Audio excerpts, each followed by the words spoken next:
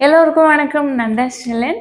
ஒரு மனிதனோட ஆசைகள் பற்றி தான் அன்னைக்கு பார்க்க போறோம். ஒரு ஸ்டோரி சொல்றேன்.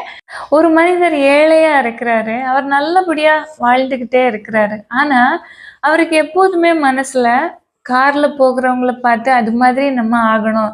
ஒரு பணக்கார மனிதன் ஆகணும் அப்படின்னு நினைக்கிறாரு.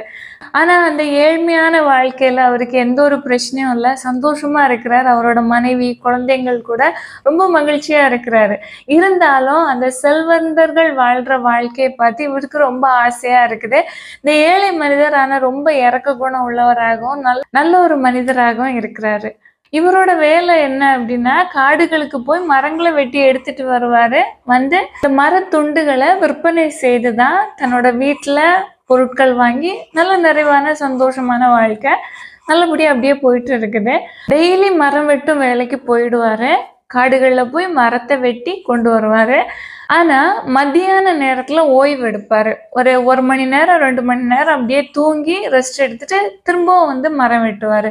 இது மாதிரி தூங்கிக்கிட்டே இருக்கிற நேரம் டெய்லி மனசுல நினைப்பாரு, எனக்கு கடவுள் முன்னாடி தோன்றினாரு அப்படின்னா நான் கண்டிப்பா அவர்கிட்ட ஒரு வரம் கேட்பேன் அப்படின்னு நினைச்சுக்கிட்டு டெய்லி அதே மாதிரியே மைண்ட்ல நினைச்சிட்டே தூங்குவாரு. திடீர்னு ஒரு நாள் கடவுள் அவரோட கனவுல வந்துட்டாரு. கடவுள் கேட்குறாரு, உனக்கு என்ன வரம் வேணும் அப்படின்னு கேட்குறாரு. அப்போ அவர் ரொம்ப ஆர்வமா சொல்றாரு, நான் பணக்காரன் ஆகணும், ரொம்ப பெரிய செல்வந்தனா ஆகணும், உலகத்துல உள்ள எல்லாத்தையுமே நான் அனுபவிக்கணும் அப்படின்னு கேட்கிறாரு. அதே மாதிரி கடவுள் வரத்தை கொடுக்குறாரு. இந்த ஏழை மனிதர் பணக்கார மனிதர் ஆகிறாரு. அவருக்கு குறைவானது எதுவுமே இல்லை. கார் இருக்குது, பெரிய பங்களா இருக்குது, நிறைய சொத்துக்கள் இருக்குது. உலகத்துல என்னென்ன உயிர்கள் இருக்குதோ அதை வேட்டையாடுகிறது, சாப்பிடுறது, எல்லா சந்தோஷத்தையும் நல்லபடியா அனுபவிக்கிறாரு. ரொம்ப ஹாப்பியா இருக்கிறாரு. வேலைக்கு ஆட்கள் இருக்கிறாங்க. ரொம்ப செல்வ செழிப்பான வாழ்க்கை. இதே மாதிரி போயிட்டே இருக்குது. வருஷங்கள் போன பிறகு இவர் ஒரு நாள் அவரோட வீட்டோட ஜன்னல் வழியா அப்படியே மேலே பார்க்குறாரு. அப்போ ஒரு பறவை ரொம்ப ஹாப்பியா இருக்குது, சந்தோஷமா பறக்குது, இங்கும் அங்குமா ஓடிக்கிட்டே இருக்குது. அது நினைச்ச இடத்துக்கெல்லாம் அப்படியே பறந்து பறந்து போயிட்டே இருக்குது. ரொம்ப ஹாப்பியா இருக்கிறத பார்க்குறாரு. அப்போ இவர் நினைக்கிறாரு, இந்த பணக்கார வாழ்க்கையில செல்வம் எல்லாமே இருக்குது, ஆனா ஒரு சுதந்திரம் இல்லாதது மாதிரி இருக்கே அப்படின்னு நினைச்சிட்டு கடவுள்கிட்ட திரும்பவும் நம்ம வரம் கேட்கணும் அப்படின்னு மத்தியான நேரம் அதே மாதிரி தூங்குறாரு. மனசுல நினைச்சிட்டே தூங்குறாரு, கடவுளே நீங்க என்னோட கனவுல வரணும், எனக்கு வரம் தரணும் அப்படின்னு நினைச்சிட்டே தூங்குறாரு. அதே மாதிரி கடவுள் வருகிறாரு. அப்போ கடவுள்கிட்ட இந்த மனிதர் சொல்றாரு, நான் எல்லா சந்தோஷங்களையும் வாழ்க்கையில அனுபவிச்சுட்டேன். ஆனா எனக்கு அந்த வெளியே அந்த குருவி பறக்கிறத பார்த்தேன். அது அவ்வளோ சந்தோஷமா இருக்குது. அதே மாதிரி நானும் ஒரு குருவியா இருந்தேன் அப்படின்னா ரொம்ப சுதந்திரமா பறப்பேன், ரொம்ப ஹாப்பியா இருப்பேன் அப்படின்னு சொல்றாரு. சொல்லிட்டு என்னை ஒரு குருவியா மாத்திடுங்க அப்படின்னு கேட்கிறாரு. அதே மாதிரி கடவுளும் அந்த மனுஷனை ஒரு குருவியா மாத்திட்டாங்க. குருவியா மாறினதுக்கு அப்புறமா அந்த மனிதனுக்கு அவ்வளோ ஒரு ஹாப்பி. உயரமா பறக்கிறாரு, அங்க போகிறாரு, இங்க போகிறாரு, மரத்துக்கு மரம் தாவி தாவி போய் ஃப்ரூட்ஸ் சாப்பிடுறாரு. ரொம்ப ஹாப்பியா இருக்கிறாரு. ஒரு நாள் அவருக்கு தோணுது, ரொம்ப வானத்தை தொட்டுக்கிட்டு நம்ம வரணும், அவ்வளோ உயரமா பறக்கணும் அப்படின்னு சொல்லி ரொம்ப ட்ரை பண்றாரு. ஆனா இவர் சின்ன குருவியா இருக்கிறதுனால இவரால் பறக்க முடியல. வானத்துல மேல பார்க்குற நேரம் ஒரு கழுகு ரொம்ப உயரமா பறந்துக்கிட்டு போயிட்டே இருக்குது. திடீர்னு இவருக்கு என்ன ஒரு ஆசை வந்துருச்சு, நம்மளும் கழுகா இருந்தா நல்லா இருக்கும், உயரமா பறக்கலாமே அப்படின்னு நினைக்கிறாரு. திரும்பவும் கடவுள்கிட்ட வரம் கேட்கிறாரு. கழுகா மாறுகிறாரு. கழுகா மாறி ரொம்ப ஹாப்பியா அப்படி பறக்கிறாரு. வாழ்க்கையில் நினைச்சதை அடைஞ்சிட்டோம், இவ்வளோ உயரமா பறக்கிறோம், நம்ம தான் எல்லா பறவைகளையும் விட உயரமா பறக்கிற ஆளு அப்படின்னு பறந்துகிட்டே இருக்கிறாரா. ஆனா அவர் எவ்வளவு உயரத்துல பறந்தாலும் உணவு எடுக்கிறதுக்கு பூமிக்கு தரையில வந்துதான் ஆகணும். அதனால கீழே வருகிறாரு. பெரிய ஒரு அருவியை பார்க்குறாரு. அந்த அருவியில ஒரு மீன் உள்ளாடி போகிறத பார்த்து அந்த மீனை பிடிக்கிறதுக்கு கீழே அந்த மீனை பிடிச்சி எடுத்துட்டு அப்படி போகிறாரு.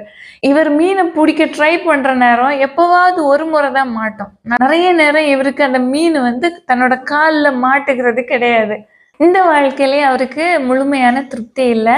அவர் நினைக்கிறாரு, நான் ஒரு பெரிய மீனா, ஒரு ஷார்க்கா இருந்தேன், ஒரு சுறா மீனா இருந்தேன் அப்படின்னா இன்னும் நான் கடல் நீர் வாழ் இனங்கள்ல நான் ஒரு கிங்கா இருப்பேன் அப்படின்னு நினைச்சு காடு கிட்ட திரும்பவும் வரம் கேட்டு ஷார்க்கா வந்து மாறுகிறாரு. கடலுக்கு உள்ளாடி ஷார்க்கா நல்லபடியா வலம் வருகிறாரு. எல்லா இடத்தையும் பார்க்குறாரு. வேற சின்ன சின்ன மீன்கள் எல்லாம் இவரை பார்த்து பயப்படுது. ஒரு நாள் வலையில மாட்டிக்கிட்டாரு. வலையில மாட்டிக்கிட்டே இருக்கிற நேரம், கடவுளே என்ன காப்பாத்துங்க, நான் பெரிய மீனா இருக்க ஆசைப்படல, குட்டி மீனா என்ன மாத்திடுங்க அப்படின்னு சொல்றாரு. கடவுள் அதே மாதிரி ஒரு குட்டி மீனா மாத்திடுறாரு. குட்டி மீனான உடனே இவருக்கு பயங்கர சந்தோஷம். வலைய விரிப்பாங்க, இவர் வலைக்குள்ள மாட்டுவாரு, இருந்தாலும் வெளியே வந்துடுவாரு. அந்த அளவு குட்டியான மீனா இருக்கிறதுனால இவருக்கு பயங்கர ஹாப்பி. ஆனா இவருக்கு அங்கேயே ஒரு ஆபத்து இருந்துச்சு. கொஞ்சம் பெரிய மீன்கள் சின்ன சின்ன மீன்களை தன்னோட பசியை போக்குறதுக்கு சாப்பிட்டுடும். ஓகேவா? இந்த குட்டி மீனையும் வந்து துரத்துது. இது பயங்கரமா ஓடுது. ஓடி ஓடி ஒளிஞ்சு பாறைகளுக்கு இடையில எல்லாம் ஒளிஞ்சு எப்படியோ தப்பிடுது. தப்பிச்சுட்டு நினைக்குது, கடவுளே எனக்கு யாராகவும் இருக்க வேண்டாம், நான் பழையபடி என்னோட வாழ்க்கையை வாழ ஆசைப்படுறேன், என்னை மனுஷனாட்டே மாத்திடுங்க அப்படின்னு சொல்றாரு. அதே மாதிரி ஏழையான தோற்றத்துல இருந்த சந்தோஷமா வாழ்ந்த அந்த மனுஷனாகவே கடவுள் அவரை வந்து மாத்திடுறாரு. நம்மளோட வாழ்க்கையிலயும் ஆசைகள் சொல்றது நிறைய இருக்கும். ஓகேவா? அந்த ஆசைகளை அடைக்கிறதுக்கு நம்ம உழைக்கணும். ஃப்ரீயா கிடைச்சிருச்சு அப்படின்னா நமக்கு அதோட அருமை தெரிகிறதே இல்லை. ரொம்ப சுலபமா கிடைக்குது, இல்லை ஈஸியா யாராவது ஃப்ரீயா கொடுக்குறாங்க அப்படின்னா அதை பாதுகாக்கிறதுக்குள்ள மனநிலைமை நமக்கு இருக்கிறது கிடையாது. யானோ தானோ அப்படின்னு இருக்கும். அந்த கஷ்ட நஷ்டம் எதுவுமே தெரிகிறது இல்லை. அதே இது கஷ்டப்பட்டு அவங்க உழைச்சி சம்பாதிச்ச ஒரு பொருளாகட்டும் இல்லை பணம் ஆகட்டும் எதுவாக இருந்தாலும் அதை பாதுகாப்பாக வச்சுப்பாங்க. வாழ்க்கையில நம்ம ஒவ்வொருத்தர் கூடயும் கம்பேர் செஞ்சு பார்க்கக்கூடாது. இப்போ வாழ்க்கையில கஷ்டம் வராதவங்க யாருமே கிடையாது. எல்லாரோட லைஃப்லையும் கஷ்டம், வருத்தம், துன்பம் எல்லாமே இருக்கும். கஷ்டங்கள் வருகிற நேரம்லாம் யாராவது ஹாப்பியா இருக்கிறத பார்த்து நம்ம நினைப்போம், அவங்கள மாதிரி இருந்தா நம்ம நல்லா இருந்திருக்கலாமே, இவங்கள மாதிரி நமக்கு செல்வங்கள் இருந்தா நம்மளும் நல்லா இருந்திருப்போமோ அப்படின்னு எல்லாம் நினைப்போம். ஆனா அப்படி கிடையாது. எல்லாரோட லைஃப்லயும் பிரச்சனைகள் உண்டு. அவங்கவுங்க லைஃப்ல அவங்களுக்குன்னு பிரச்சனை உண்டு. ஒரு பிரச்சனைன்னு சொல்றது ஒரு சின்ன கல்லை உங்களோட கையில வச்சு கண்ணோட பக்கத்துல வச்சு பார்த்து பாருங்க, அது ரொம்ப பெருசா தெரியும் அந்த கல். அது மட்டும் இல்ல, அந்த கல் எல்லா இடத்தையும் மறைச்சிடும், வெளியே எந்த ஒரு இடமும் தெரியாது. அந்த கல்லை உங்களோட லைஃப்ல உள்ள பிரச்சனையா நீங்க நினைச்சுக்கோங்க. கொஞ்சமா தூரமா வச்சு பாருங்க, கல்லும் பக்கத்துல பெருசா இருக்கும், அதே இது வெளியே உள்ள இடமும் கொஞ்சம் அதிகமா தெரியும். ரொம்ப தூரமா தூக்கி போட்டுட்டீங்க அப்படின்னா அந்த கல் ரொம்ப சின்ன கல்லா தெரியும். உலகம் கரெக்டா உங்களோட பார்வையில தெரியும். இதே மாதிரிதான் நம்மளோட லைஃப்ல வருகிற பிரச்சனைகளை நம்ம பெருசா நினைச்சு ஐயோன்னு உட்கார்ந்துட்டோம் அப்படின்னா நம்மளால எதுவுமே செய்ய முடியாது. அந்த பிரச்சனை நம்ம தலைக்கு மேல ஒரு பாரமா இருந்துகிட்டே இருக்கும். அதே இது அந்த பிரச்சனையெல்லாம் ஓகே, இதெல்லாம் ஒன்றும் இல்லை, ஒரு சின்ன விஷயம் தான் பார்த்துக்கலாம் அப்படின்னு அதை ஒரு ஓரமா வச்சுட்டீங்கன்னு வச்சுக்கோங்க, உங்களால லைஃப்ல அடுத்தது என்ன செய்யலாம், அந்த பிரச்சனைகள்ல இருந்து எப்படி விடுபடலாம், லைஃப்ல முன்னேறி எப்படி போகலாம் அப்படின்னு உள்ள பாதைகள் தெளிவா உங்களுக்கு வந்து தெரியும். இது எல்லாத்துக்குமே தடையா இருக்கிறது உங்களோட திங்கிங் தான். ஓகேவா? ஒரு விஷயத்த நீங்க எந்த மாதிரி எடுத்துக்கிறீங்க, எந்த மாதிரி யோசிக்கிறீங்கன்னு உள்ளதுதான் முக்கியம். பிரச்சனை இவ்வளோ பெருசா இருந்தாலும் சரி, இவ்வளோவா இருந்தாலும் சரி, நீங்க எப்படி உள்ள மென்டாலிட்டியில உங்களோட மைண்ட்ல எடுக்கிறீங்களோ அதுக்கு ஏற்றபடி தான் உங்களோட லைஃப் இருக்கும். பெரிய பிரச்சனைகளையும் சின்னதா எடுத்து பார்த்துக்கலாம், சரி பண்ணிடலாம் அப்படின்னு நம்பிக்கையோட நீங்க ஒவ்வொரு செயலையும் செய்கிற நேரம் எவ்வளோ தோல்விகள் வந்தாலும் துவண்டு போகாம நீங்க அதுல இருந்து கண்டிப்பா வெளியே வந்துடுவீங்க. அதே இது சின்ன பிரச்சனையா இருக்கும், ஐயோன்னு உட்காந்துருவீங்க. இவ்வளோவா இருக்கிற பிரச்சனையை இவ்வளோவா மாத்தி லைஃப்ல ஐயோ எல்லாம் முடிஞ்சு போச்சு அப்படின்னு இருக்கிறவங்களும் இருக்கிறாங்க. அப்படியெல்லாம் இருக்காதீங்க. எல்லாமே நம்மளோட திங்கிங்ல தான் இருக்கு. ஓகேவா? எதை எப்படி நம்ம வைக்கணுமோ அப்படி வச்சோம் அப்படின்னா லைஃப்ல எந்த ஒரு பிரச்சனையா இருந்தாலும் கடந்து போயிட்டே இருக்கலாம். நம்மளோட வாழ்க்கையில ஆசையே படக்கூடாது அப்படின்னு எல்லாம் கிடையாது. ஆசைப்படலாம்.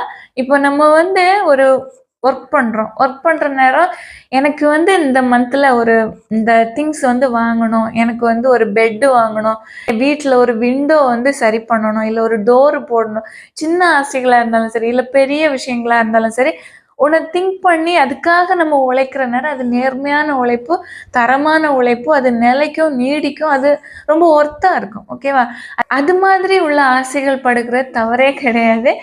ஆனா ஒரு சில ஆசைகள் இந்த கம்பேர் பண்ணி பார்க்கறது, நம்மள்ட்ட இது இல்லை அவங்க கிட்ட இருக்கு அப்படின்னு உள்ள கம்பேர் பண்ணி பார்க்குற நேரம் அது வந்து நல்ல ஒரு ஆசையா இருக்கிறது கிடையாது.